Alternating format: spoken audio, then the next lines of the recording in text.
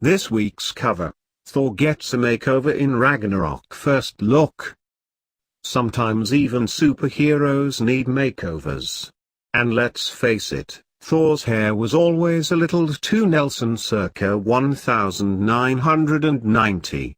So in Thor: Ragnarok, out November 3rd, audiences will see the Norse god get his signature blonde locks shorn. It was nice not to have to sit in the makeup chair for that hour each morning, Chris Hemsworth says. It felt like a rebirth for me as the actor but also as the character. Marvel's third solo outing for Thor is a fresh start in more than just follicular ways. I have a belief that if you're lucky enough to get to part 3 of a franchise, it is your obligation not to fall to threequel-itis, says Marvel Studios president Kevin Feige.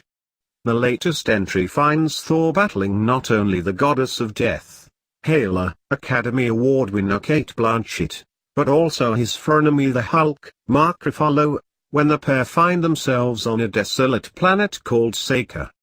When Hela is accidentally unleashed from her prison, she is not psyched. She's been locked away for millennia, getting more and more cross.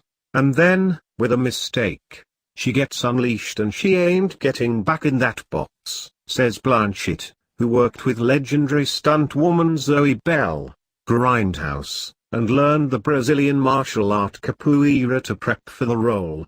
Her attack on Thor sends him to Sakaar, where he is forced to become a gladiator and realizes he's no longer super special.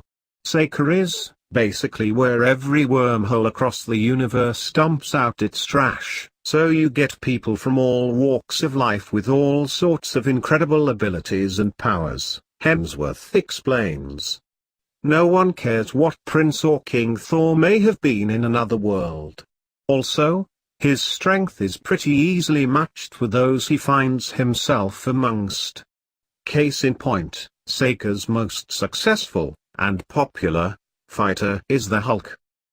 Still, despite a title that references an end-of-days type battle in Norse mythology, Ragnarok marks a decidedly more comedic installment for the series, thanks in large part to director Taika Waititi. What We Do in the Shadows. Taika has such a quirky, left-of-field sense of humor, which forced all the characters and the tone of the whole story to head in a new direction, says Hemsworth. Each day we were like, are we pushing it too far? Are we allowed to have this much fun?